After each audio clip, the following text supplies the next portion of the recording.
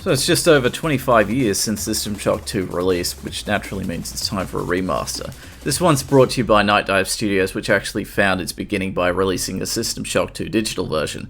In short, Nightdive acquired the rights to System Shock 1 and 2 from Star Insurance Company after the game's developer Looking Glass Studios closed.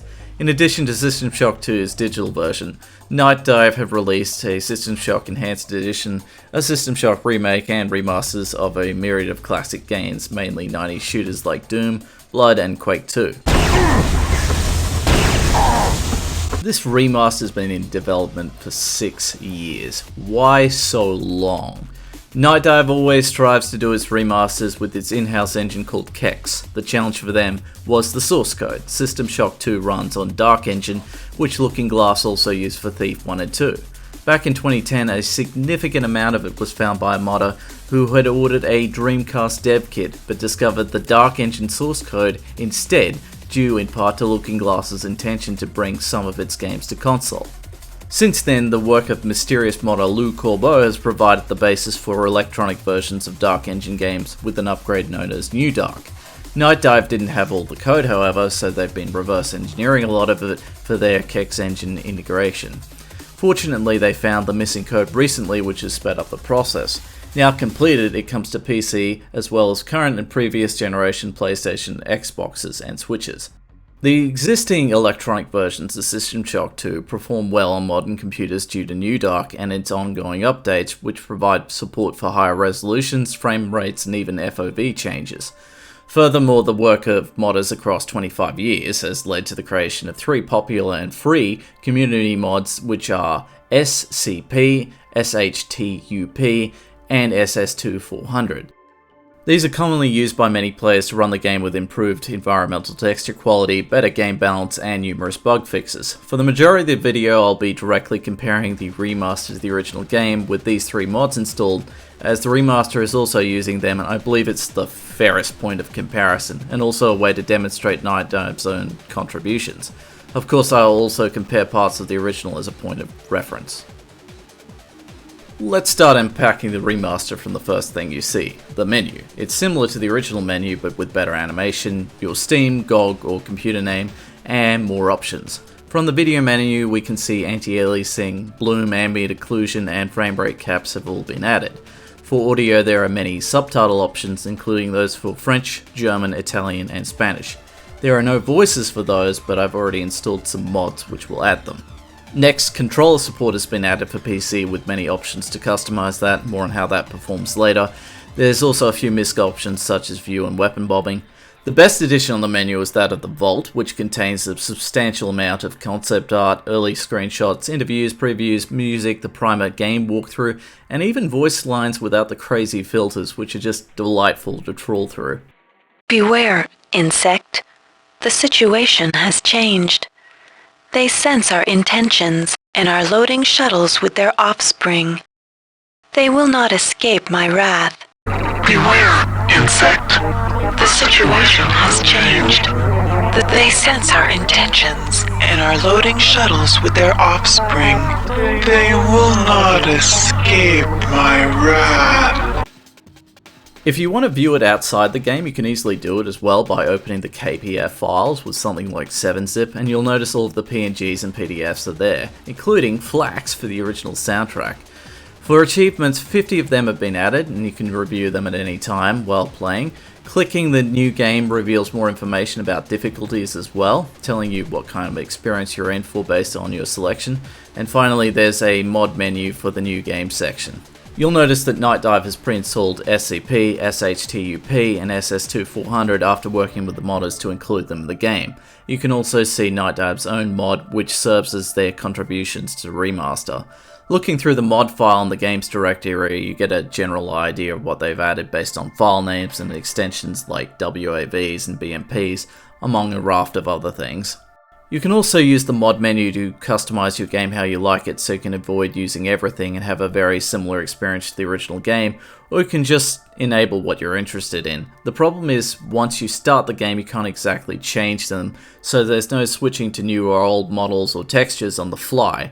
I can't say exactly because someone pointed out to me it's still possible to abuse quick saves and quick loads to force mods to change, although it's super unstable and crashes the game quickly. I also tried adding and removing them in the console, but that just crashed my game. For this next section I want to talk about the environment updates in the form of floor, ceiling, wall lighting and general object design throughout. This is difficult in the sense that you can compare it between the unmodded original and the original with the remastered 3 mods. In terms of general floor, ceiling and wall texture work, these contributions have been primarily made by SHTUP and SS2 400 mods, effectively quadrupling the texture maps as 400 implies. These textures remain the same in the remaster for most areas except for the body of the menu and the Citadel station levels. As such, on a surface level, it becomes a little difficult to tell the difference between the modded original and the remaster.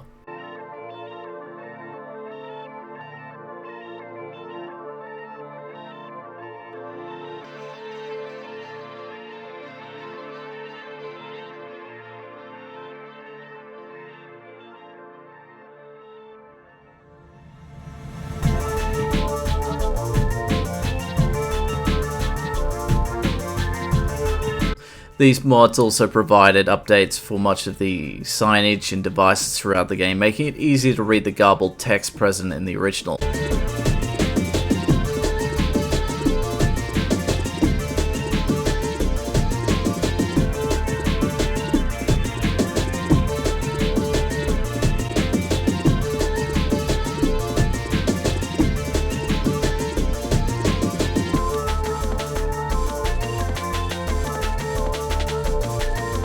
There are also smaller additions done by these mods, such as water quality, plus its animations, general reflections, more emissive lights, and fog.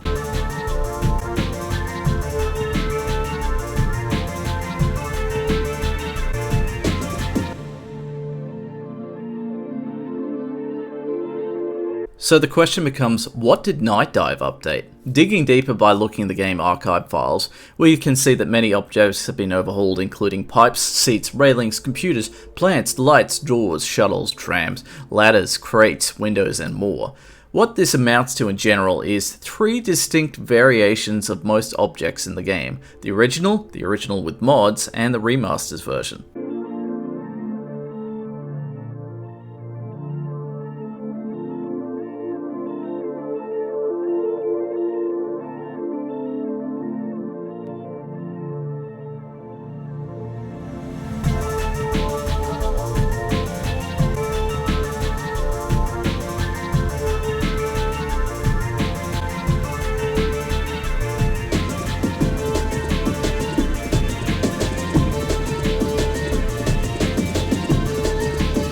This is also true of smaller inventory objects you can find throughout the station with 3 bespoke iterations.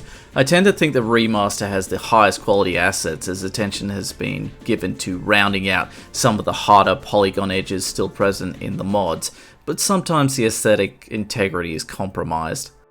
Lighting between all 3 versions of the game is quite similar, with only minor changes throughout, such as the green glow for security consoles.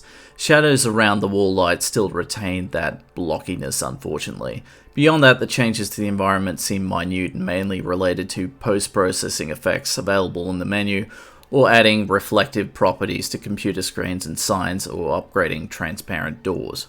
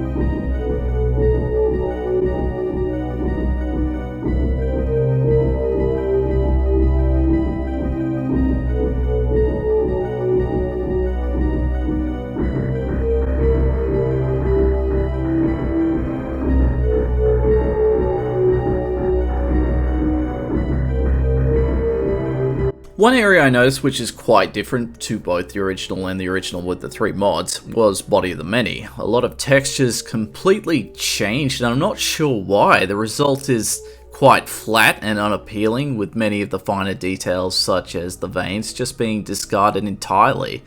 As mentioned before, Citadel Station also had some texture improvements but don't alter the aesthetic, unlike the body.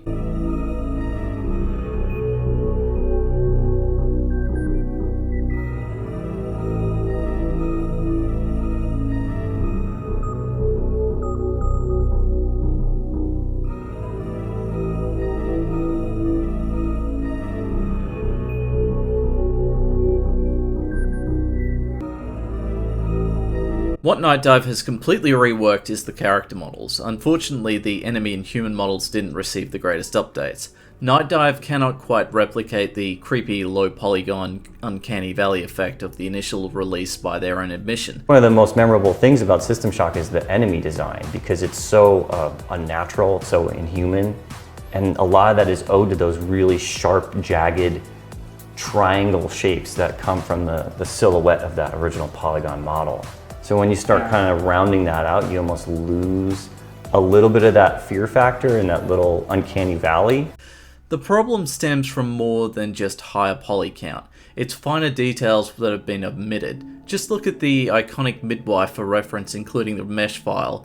There's a lot less blood present on the arms and around the shoulders than a previous incarnation. Or what about the hybrid? His arms are unusually thick from the halfway point and the face doesn't look as lean, as though the grub isn't sucking the very life from him.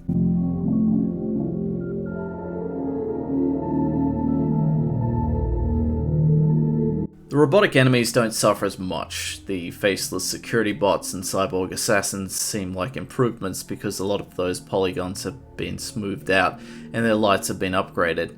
And I guess that's why the organic enemies don't fare as well. Low poly models with stretched faces are just a terrifying product of the early 3D graphics era with a unique aesthetic which is difficult to replicate.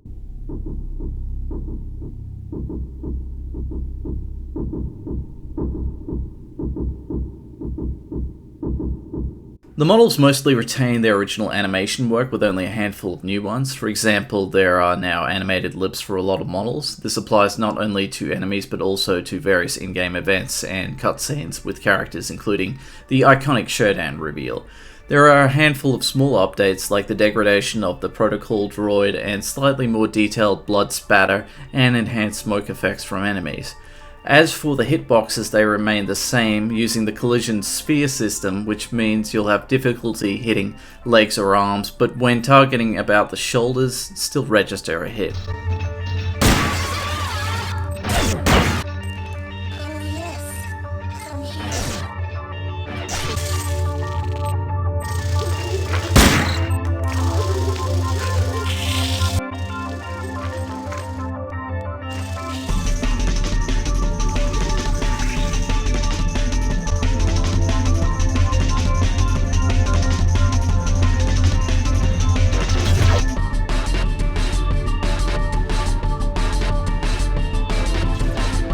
Nightdive also updated the weapon models. These are much higher in detail while retaining the original art style. You'll also see more of your own hand being used on most of them, and a slight movement animation to represent breathing.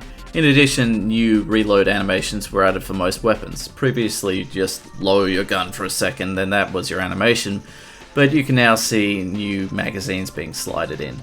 Energy weapons received new visual effects like the fusion cannon and EMP rifle. I think some of the artistic flair has been lost in them, as most of them are just smaller energy balls now.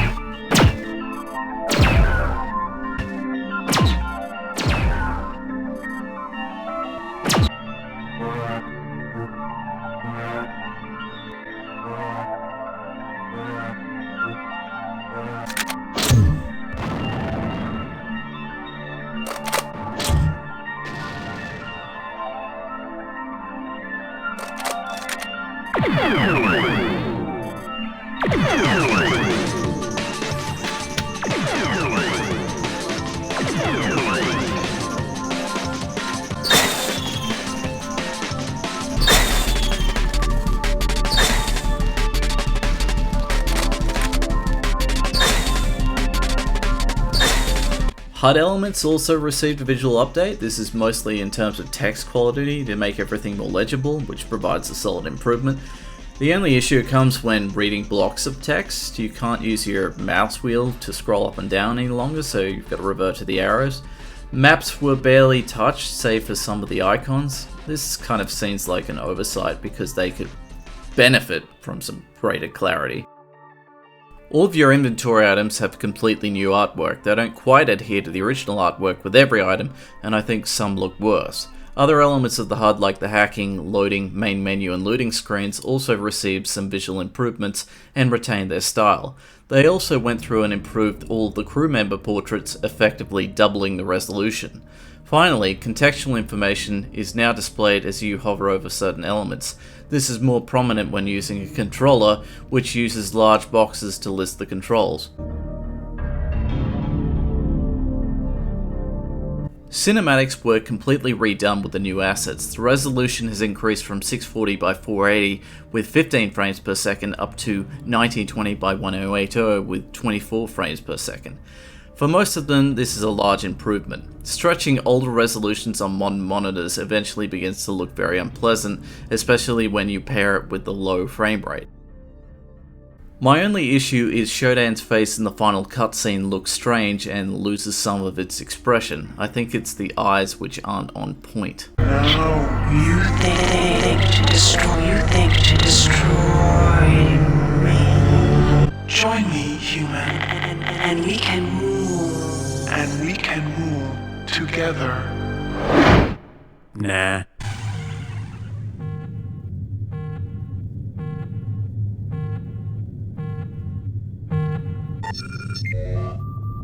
What did the remaster change in terms of gameplay? You'd be lucky to notice anything. A lot of the gameplay changes originate from the SCP mod, which basically improves the gameplay balance and adds a number of small quality of life features. Its full list of changes is actually substantial, so I've added a link to the description if you're interested. Nightdive did implement a few of their own quality of life updates. There are now 15 manual save slots on PC instead of 13, with timestamps added and the ability to rename. However, there are only 12 of those on consoles for some reason. In general, the Kex engine also seems to run the game more smoothly than the original with New Dark, even if you set that correctly to work with frame rates beyond 60.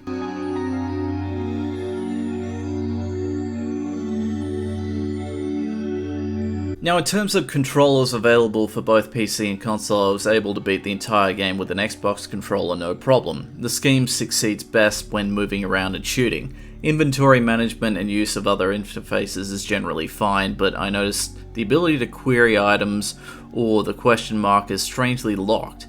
You can quick assign 4 weapons and 4 psi powers. Actually getting the psi powers bound was rather frustrating, as you need to scroll along several menus to use it, and then cycle through each psi power until eventually you get to the one you want. You can change the controller binds if you want, but it seems to work well other than not having medical hypos bound or the last weapon, which I changed to cycle through each instead. I think a radial menu for psi powers and weapons really would have helped out here. There's also a lean toggle, which feels a bit awkward. And if you're wondering, gyro is supported. In terms of sound and music, very little has changed. Looking Glass originally packed all of those files together into an archive, and Nightdive has used the exact same one. All of the folders, file names, and file sizes are the same, and they're all still in WAV format. EAX to provide better environmental sound quality still exists, so don't panic about that going away. They're using OpenOwl, just like the SS2 tool does, to restore that feature.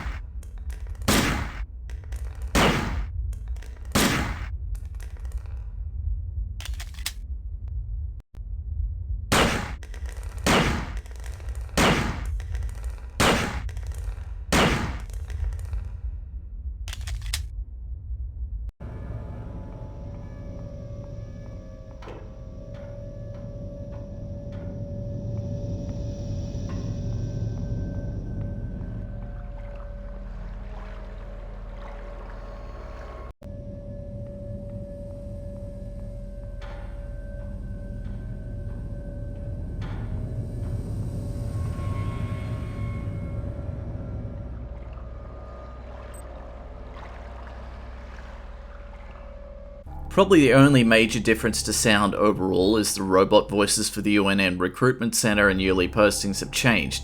This is largely due to updated keybinds in the remaster so the tutorial aligns with it. It may also be because a camera tutorial was added in SCP with a different voice. Before you choose your career, you'll want to learn some basic abilities. First, you should go into the Basic Training Center. When you're done with basic training, proceed to the Advanced Training area. Before you choose your career, you'll want to learn some basic abilities. First, you should go into the Basic Training Center. When you're done with basic training, proceed to the Advanced Training area. Welcome to Space Station Wake Island, Marine. So you've survived basic training at Camp Lejeune. Better still, you've managed to learn a thing or two about standard weapons.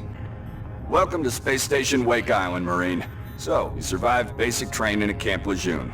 Better still, you managed to learn a thing or two about standard weapons. You can use nanites to buy items from replicators.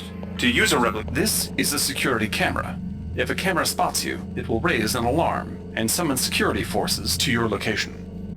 You can use nanites to buy items from replicators. This is a security camera. If a camera spots you, it will raise an alarm and summon security forces to your location. You can simply disable the SS2EE mod to use the old voices. Another thing added was the subtitles, which you can also change to different languages, which will change all of the text with it. However, you will need to download an audio pack if you want spoken languages other than English. Sie sind jetzt auf dem Technikdeck. Finden Sie den Reaktorkern und stellen Sie ihn um. Dadurch erhalten die Aufzüge wieder Strom. Ich empfange seltsame Signale von dort unten. Also seien Sie vorsichtig. One of the more interesting improvements of the remaster is multiplayer. This was a 2 to 4 player co-op feature, looking last added after launch to play through the campaign with friends either via LAN or online, but it has never performed very well. It tended to have connection issues, fail to load save games, and just have trouble synchronizing people, even if you use programs like Hamachi for virtual networks. Nightdive has aimed to make it more stable and added cross-play support and built-in voice chat. The difficulty will always be set to hard. Players will only start to see each other and save games in 5 slots once they've chosen their career and boarded the Von Braun. Friendly fire is possible through both melee and ranged attacks, more enemies spawn in general, resources function as though there's only one player, so you'll have to do a lot of sharing by dragging items to other players. Bear in mind you can also split items. If a player dies, there's no penalty, they simply respawn at some point on the level, or at an activated reconstruction device. If you all die at once, you won't game over like Halo's multiplayer either. It's also possible to use cheat codes in this mode. Overall, the multiplayer experience is quite different, especially given this is partly a horror game, so expect it to be quite silly, but also a lot of fun. When it works.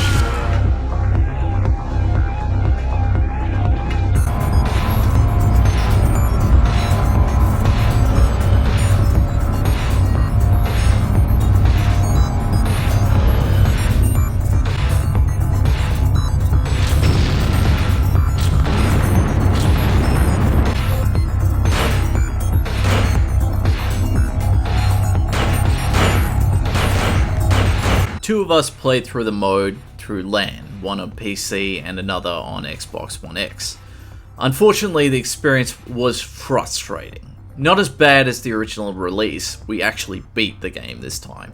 It constantly crashed, and in some cases refused to add players to an existing session. The only workaround was to start a new session and alter the existing save file names from the older session to make it work in the new session. It transfers the saved data to the other system, but sometimes doesn't get it right and wipes entire inventories. If one of us wasn't on PC, we wouldn't be able to restore the save files at all. I thought it might be related to having different versions, mods, or even crossplay, so we both did a clean install on two PCs and made sure the mods and versions were an exact match. Still crashed frequently, still wiped saves, still cleared inventories. I've read a lot of horror stories about similar experiences online, so as it stands, this often touted return to a functional feature doesn't seem to be functioning very well at all. I know this is anecdotal evidence, but we really went through a great deal of troubleshooting beyond other people to ensure it was working properly, including downgrading to older patches, so I just can't recommend this feature at the moment.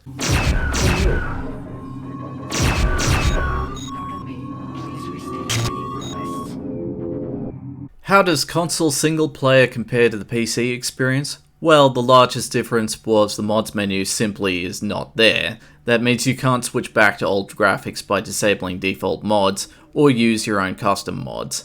Frankly, I thought that would be the case. The only other differences were occasional stutters and loading screens took a few seconds longer. I had no problem finishing the game, and it was actually really delightful to experience on console at long last. Now, you may have seen a trailer about adding VR to the remaster. Bad news on that front. Facebook dropped support for it, probably one of their many cost-saving measures after the metaverse fell through.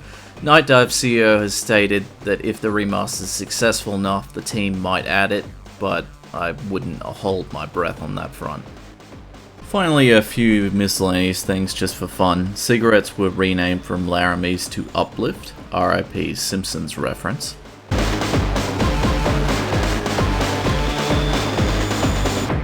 Bart! Have you started smoking? No! Don't lie to me, boy! Shodan's kimono has gone from her avatar model. That's not cool.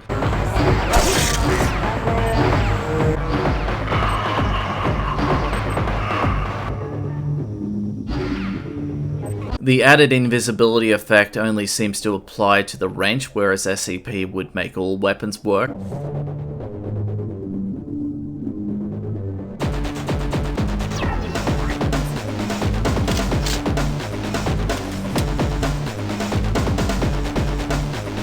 The laser pistol overcharge glitch has been added back, so you can just toggle back and forth between modes to instantly overcharge again. The player doesn't awkwardly jiggle around while on the tram car. The beds in the dorm of Command are all black for some reason on every version. Texture not added properly?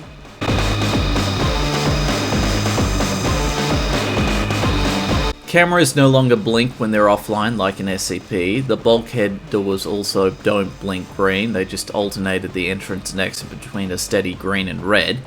There's no level editor or shock ed included, so you'll have to download that. It's not included in the original game anymore either. There's this occlusion error in hydroponics. Doesn't happen on console versions though, which is kind of weird. And fan missions, personally I haven't been able to get them to work with the remaster, but those who have tell me a lot of the fan missions don't work, so for now I would stick with the original and its fan mission selection application. One thing they surprisingly kept was the cheats, as I've mentioned before, which you can still activate by pressing Shift and semicolon. This is now a fully fledged developer console that not only allows you to cheat, but change a whole raft of game settings as well. And this also appears to work for all players in multiplayer. Overall thoughts on this remaster? A little disappointing, but passable. I found the Kex engine conversion was very positive for making the game a smoother experience. The cutscenes were generally an improvement. I love the vault feature on the main menu. The new weapon models look great. I love the reload animations that go with them. The updated HUD elements provide much greater clarity, and even though existing mods generally made the largest contributions to gameplay and environment updates, Nightdive has further improved upon some of the objects and textures as well. However, multiplayer was a sheer disappointment, which didn't significantly improve the experience over the original, but at least it has crossplay.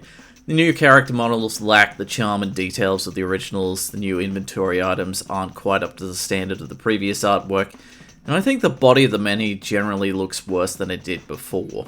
Herein lies the real problem with the remaster. It's $30 US, and the original frequently goes on sale for around $5, when you can just buy the original, install these 3 mods for free, and have a substantially similar experience to the remaster and solo play. The only appealing feature of the remaster becomes the multiplayer restoration, and it just isn't up to scratch. I just don't think it's worthwhile at $30. $10 is more in line with my expectations. This would probably become my preferred way to play the game in the future if the modders restored the original enemy models while keeping the object, environmental detail, and new weapon models. But yes, as it is, I can't really recommend it for the price point, and the multiplayer really does need fixing. Why do you go so slowly? Do you think this is some kind of game?